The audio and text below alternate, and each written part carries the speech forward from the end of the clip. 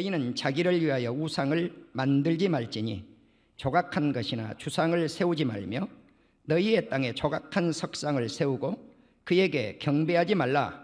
나는 너희의 하나님 여호와임이니라. 너희는 내 안식일을 지키며 내 성소를 경외하라. 나는 여호와이니라. 너희가 내 규례와 계명을 준행하면 내가 너희에게 철따라 비를 주리니 땅은 그 산물을 내고 밭의 나무는 열매를 맺으리라.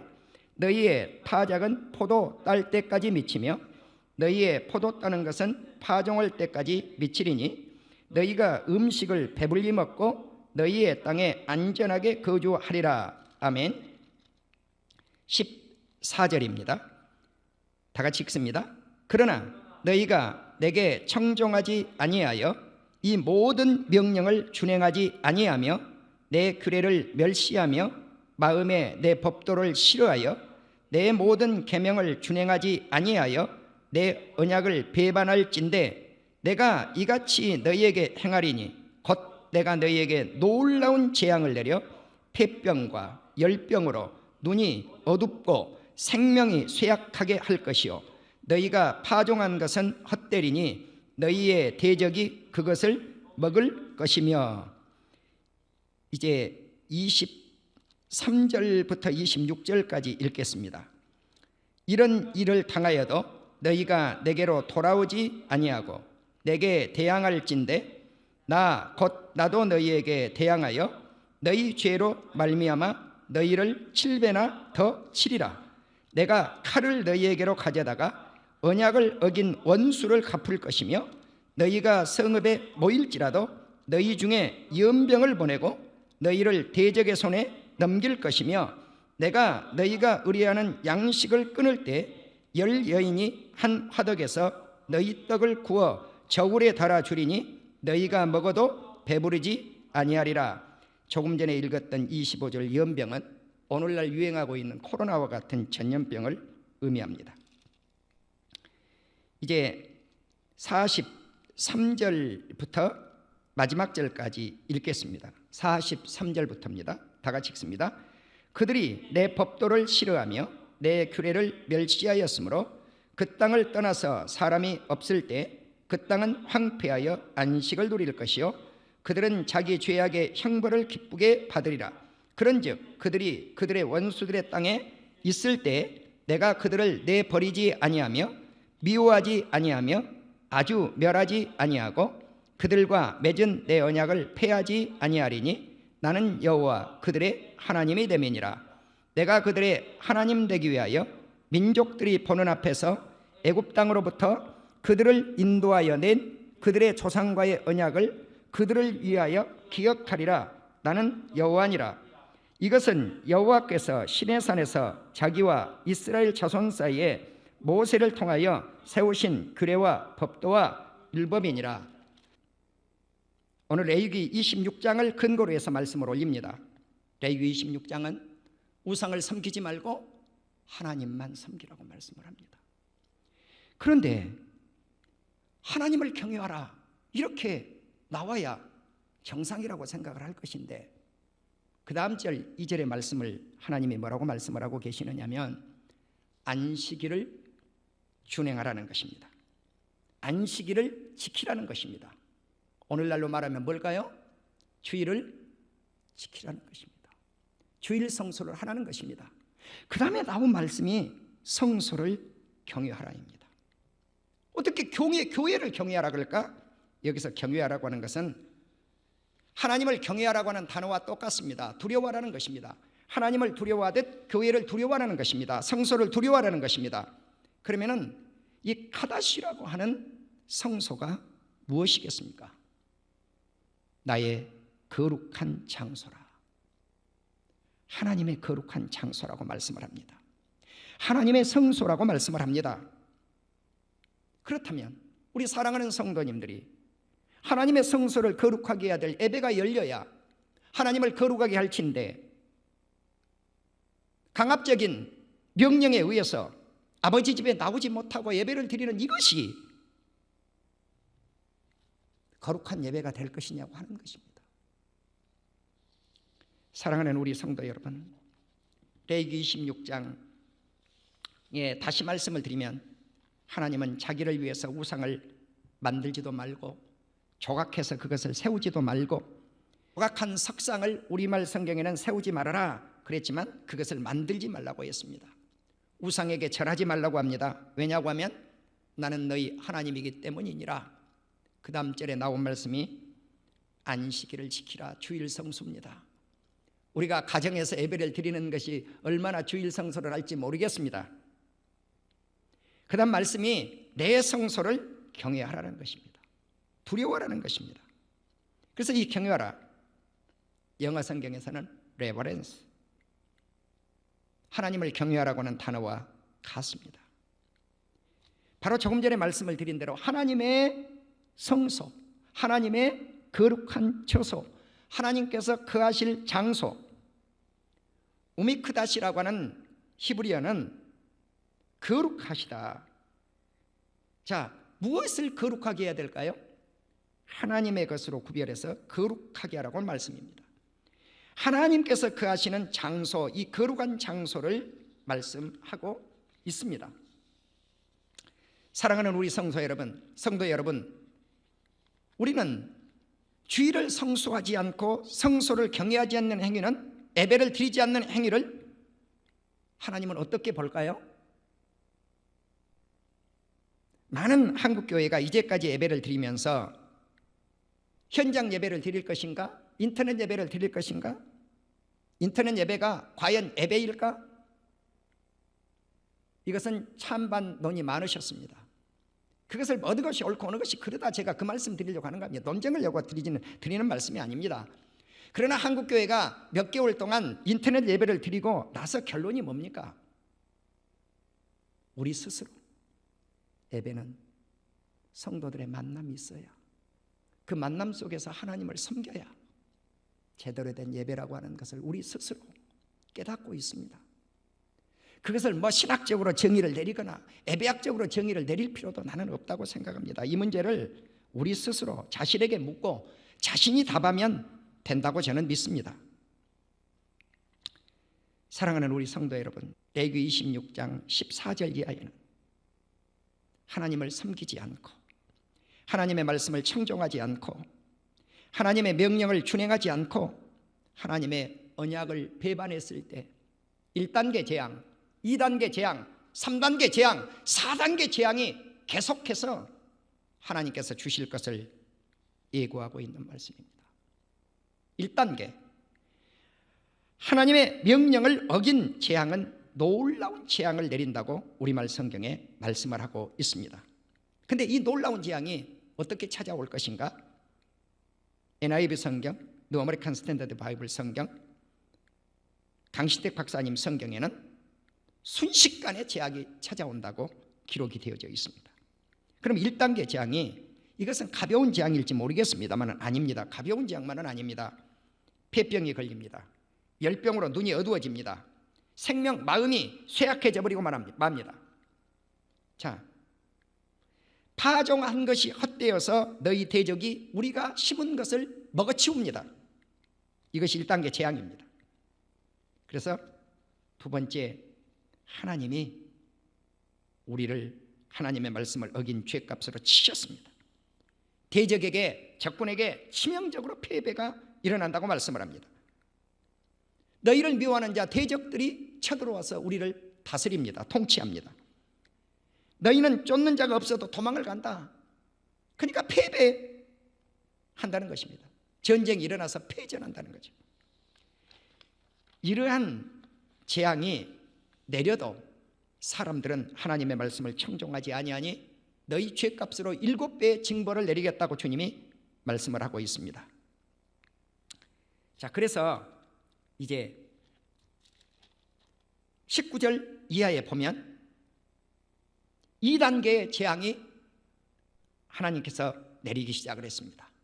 그럼 2단계 재앙을 왜 내렸는가? 하나님께서 하늘을 철같이, 땅을 놋같이 하겠다고 말씀을 합니다. 왜 그런가? 사람들의 교만 때문이었습니다. 하나님을 섬기지 아니하는 교만, 하나님의 명령을 어긴 교만, 불순종은 비를 내리지 않았습니다. 곡식이 자라지 않습니다. 하늘은 철 같고, 이 말은요, 비를 내리지 않는다는 의미입니다. 땅은 녹 같다, 황무지가 되어버렸다는 말씀입니다. 비가 내리지 않아서 황무지가 됐으니까 어떻게 됐겠습니까? 먹고 살 것이 없죠. 오늘 본문 20절을 보면 너희의 수고가 헛될 것이라, 농사짓는 것이 헛것입니다. 왜? 산물을 내지 않기 때문입니다. 흉년이 들었습니다. 이러한 재앙이 지나가지만 사람들은 여념없이 하나님께 불순종을 합니다. 그 다음 2단계가 오는데 하나님의 말씀을 청종하지 않습니다. 그래서 하나님은 들짐승을 보내서 자녀를 죽이고 가축대들을 다 먹어치워버리고 멸종을 시킵니다. 그리고 백성들의 수요는 감소시킵니다.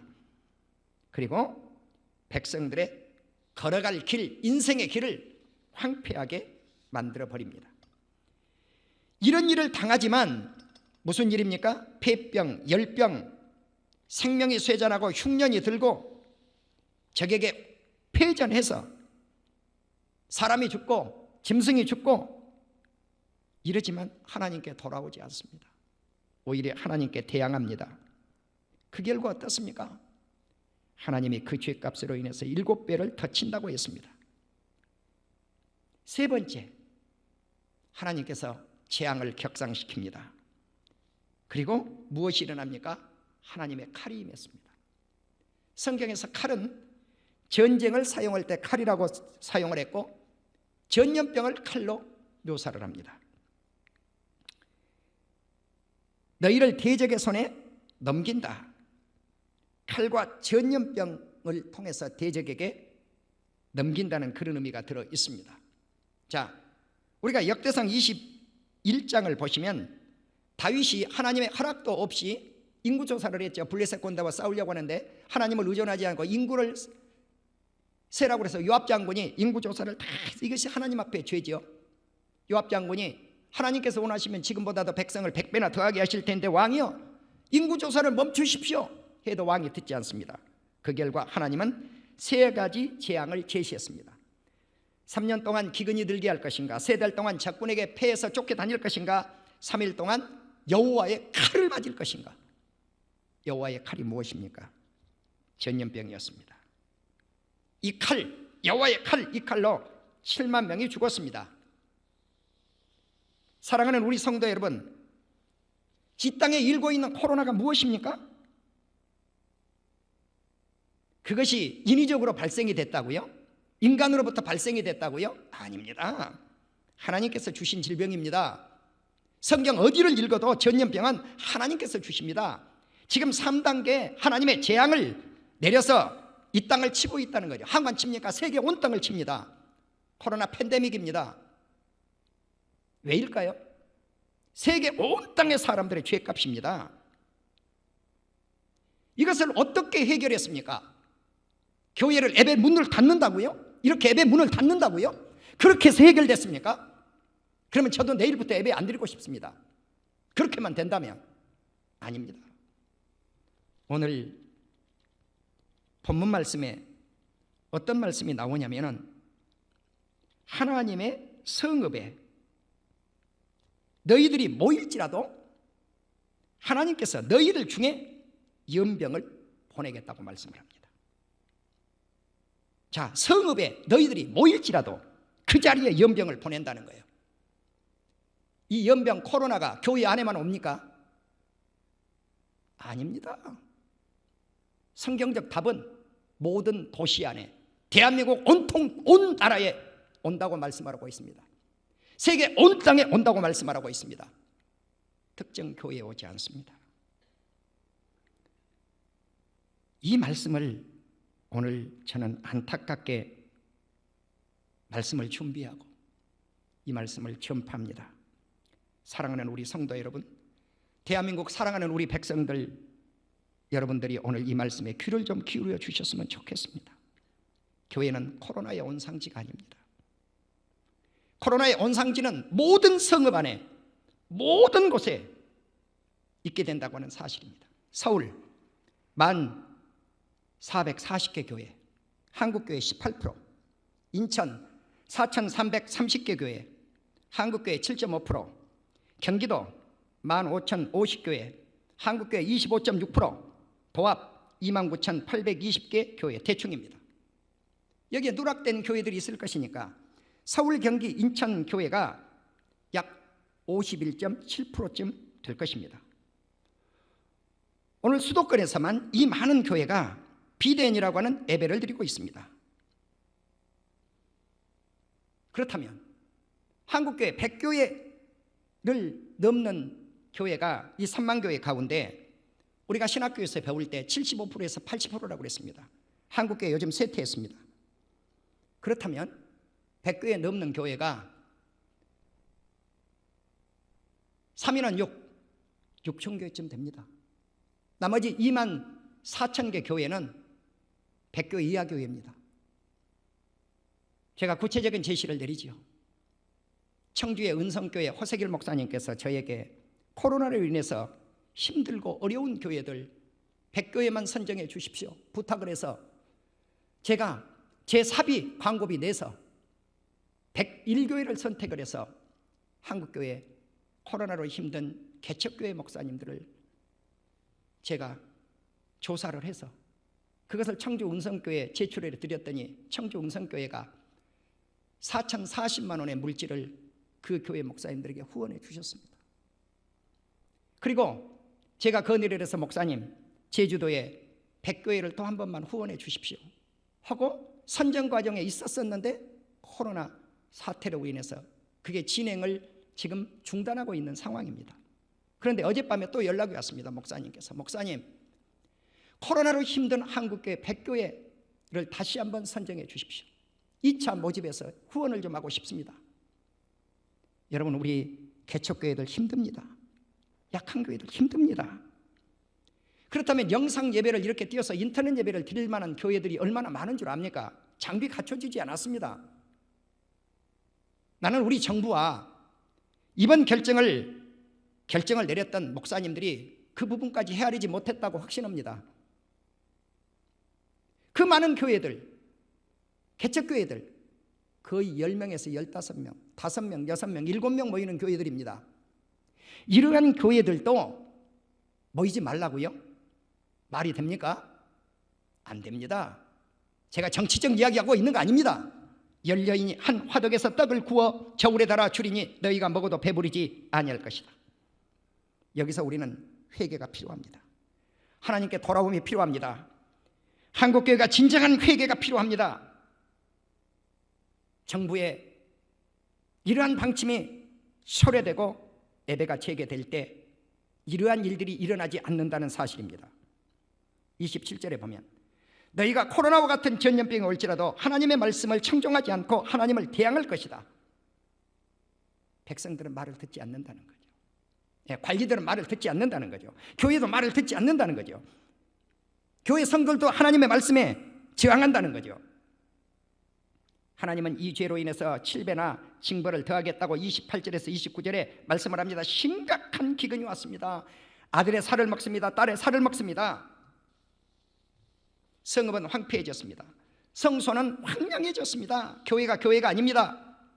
너희의 향기로운 냄새, 제사와 기도를 하나님이 받지 않습니다. 땅은 황무하여 원수들이 놀랄 것이고 여러 민족 중에 흩어질 것이고 이제 원수의 땅에 가서 살게 됩니다. 쇠잔한 민족으로 추락합니다. 왜 그렇습니까? 나의 죄와 선조들의 죄값입니다. 오늘 본문 40절 이하에 잘못된 나의 죄악, 잘못된 나의 조상들의 죄악, 이것을 잡아가고 하나님을 대항하지 아니하고 깨닫고 내 마음이 낮아져서 겸비해서 하나님의 죄악의 형벌을 기쁘게 받으면 우리가 팬데믹, 코로나 기쁘게 달게 받아야 됩니다. 이 벌을 달게 받아야 됩니다. 하나님 우리 죄로 인해서 왔습니다. 용서해 주십시오. 달게 받아야 됩니다. 달게 받아야 될 백성들이 하나님 앞에 예배를 드리지 아니하므로 예방해서 이 문제를 풀겠다고요? 아닙니다. 성경 어디에도 그런 말씀이 없습니다. 성경은 예배 드려야 치료된단다. 어리석은 백성들아 기도해야 이 문제가 해결된단다. 그렇게 기록이 되어져 있지 예방한다고 기록되어져 있지 않습니다. 예방에 초점을 맞추지 마십시오. 예방하지 말자고 하는 것이 아닙니다. 예방해야 되죠. 그러나 그보다 더 큰 것은 예배드림입니다. 43절 땅은 황폐하여 안식을 누리고 깨닫는 백성들 죄악의 형벌을 기쁘게 받으면 원수의 땅에서 그들을 던져버리지 않겠다고 말씀을 합니다. 이국 땅에 가서 살게 되는데 그들을 던져버리지 않겠다는 거죠. 하나님의 백성들을 향해서 그들과 맺은 언약을 폐하지 아니하고 다시 그 언약을 기억해 주겠다고 주님은 말씀하고 있습니다. 사랑하는 우리 성도 여러분, 이제 희망의 말씀을 제시하려고 합니다. 지금까지는 어두운 말씀이었습니다. 이제 광명의 말씀, 희망의 말씀, 우리 민족이 살아야 될 말씀, 이 민족이 살고 교회가 살고 우리 성도들이 살고 우리 시민들이 살 나라 대한민국의 백성들이 살 수 있는 게 뭘까요? 우상을 버리고 하나님만 섬기고 예수 그리스도만 믿고 주의를 서하고 성소를 경외하고 예배를 드리고 하나님을 두려워하고 하나님의 명령, 법규, 말씀을 준행하면 우리에게 상과 축복이 있을 줄로 믿습니다. 나는 이 축복이 있기를 원합니다. 이렇게 될 때 이 축복은 우리 자신들과 우리 온 나라 백성들과 우리 대통령과 위정자들과 통치자들과 우리 시민들, 우리 사랑하는 성도들 모두에게 이 축복이 임할 것입니다. 그렇게 하기 위해서 하나님 앞에 예배를 드리고 교회 문을 열고 주의를 성소하고 하나님의 교회를 거룩한 처소로 받아들이면서 섬기면, 주님을 섬기면, 주님은 레위기 26장 1절 이하에서 이렇게 말씀을 합니다. 철을 따라 비를 내려주겠다. 땅에는 산물을 내고 나무는 열매를 맺고 풍년이 들 것이니라.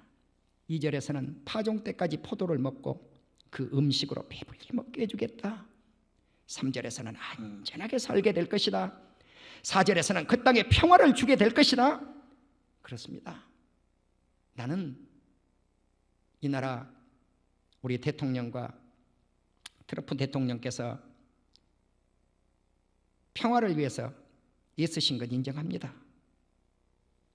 그러나 남북의 평화, 또 북과 미국과의 평화, 그것이 정상들이 오가는 가운데서 이루어졌습니까?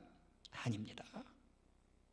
진정한 평화는 오늘 주신 4절 말씀처럼 하나님께서 주셔야 됩니다. 우리 주님은 진정한 평화를 주십니다. 6절을 보시면 누워서 잠잘 때 두려워할 자가 없을 것이다. 우리 군인들이 우리를 지켜주어야 편안히 적이 쳐들어오지 않을 거니까 평안히 잠을 자겠습니다. 그러나 하나님이 평안한 잠을 주시고 하나님이 두려워할 자가 없게 해 주셔야 된다는 사실입니다. 또 6절에서는 사나운 짐승을 없애버리겠다고 말씀을 합니다. 8절에서는 칼, 전쟁과 전염병이 없게 해주겠다고 말씀을 합니다. 8절에서는 5이 100을 쫓고 100이 10,000명을 쫓을 것이다. 5이 100명을 쫓고 100명이 10,000명을 쫓으니 백전백승했습니다. 전쟁에서 승리합니다.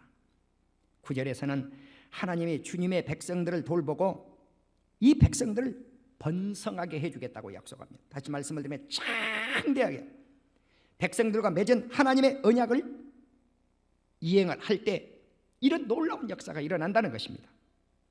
10절에서는 오래 먹을 곡식을 먹다가 새로운 곡식으로 바뀔 때까지 배불리 먹는다는 거예요.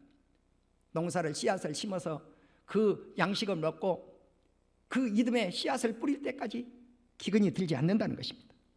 나는 어릴 때 50년대를 생각해 봅니다. 우리 어머니 그저 쌀 한 말 얻으러 가면은 가을에 한 말 하고 반 50% 이자를 붙여서 갚는 것을 보았습니다. 얼마나 어려웠는지 모릅니다. 그러나 우리 한국 사회가 지금 얼마나 배부르게 삽니까? 그래도 우리 한국 교회가 존재하고 사랑하는 우리 성도님들이 존재하고 예수님을 잘 믿으시고 하나님을 잘 받들어 섬겨서 나는 이만큼 잘 사는 민족이 되어서 세계 선진국 대열 속에 들어가서 이제는 꿈이 2040년, 2050년이 되면 세계에서 두 번째 강국이 되리라, 배부른 나라가 되리라, G2에 들어가리라, 이러한 희망을 안고 살아가는 민족이 되었다는 것 자랑스럽게 생각합니다. 사랑하는 우리 성도 여러분, 이제 마지막으로 하나님의 성막, 이 교회를 하나님이 너희 중에 세워주시겠다고 약속을 했습니다. 그리고 하나님의 마음이 너희를 싫어하지 않는다. 그래서 하나님이 우리에게 약속을 해줍니다. 나는 너희 하나님이 되고 너희는 내 백성이 되리라. 이것이 새 언약입니다. 예수 그리스도를 통해서 하나님은 우리 하나님이 되었습니다. 예수님은 우리의 범죄함을 위해서 십자가를 치시고, 예수님은 우리를 의롭다고 해서 3일 만에 살아나신 이 놀라운 사실, 이것을 믿음으로 말미암아 우리가 하나님의 백성이 되었습니다. 우리가 하나님하고 이렇게 우러러볼 수 있는 이거 축복 아닙니까? 아버지야 하고 기도할 수 있는 거, 이거 복이 아닙니까? 그런데 어찌 교회에서 통성기도를 못하게 합니까? 아니지 않아요. 아니지 않아요. 이건 아니지 않아요. 이건 아니지 않아요. 사랑하는 우리 성도 여러분, 오늘 마지막 13절에 나는 너희를 애굽 땅에서 인도해 내 그들에게 종된 것을 면하게 한 너희 하나님이다. 종의 멍에에서 적국에서 해방시켜서 자유의 몸을 이끌어내신 하나님, 너희 멍에의 빗장을 부수고 너희를 바로 서서 걷게 하신 하나님. 그렇습니다. 우리가 하나님을 잘 섬기고 예배드리고 찬양하고 교회 문을 닫지 아니하고 하나님께 영광을 돌릴 때 이런 역사가 일어난다는 것이죠. 나는 간곡히 호소합니다. 사랑하는 우리 대한민국의 정부의 통치자인 대통령께서, 국무총리께서, 또 장관들께서, 도지사, 시장, 자치단체장께서 이 진리를 깨달아 알아주셨으면 좋겠습니다. 그리고 교회를 통치하는 교회 지도자들이라고 하는 지도자들에게 말씀을 올립니다. 여러분들은 오늘 이 말씀을 직시하시기를 바랍니다. 그리고 우리 한국교회 하나님의 크나큰 은혜와 사랑과 축복을 덧입혀 주시는 놀라운 역사, 우리 대한민국의 번영과 희망과 소망으로 복된 은총을 덧입혀 주시는 역사가 있기를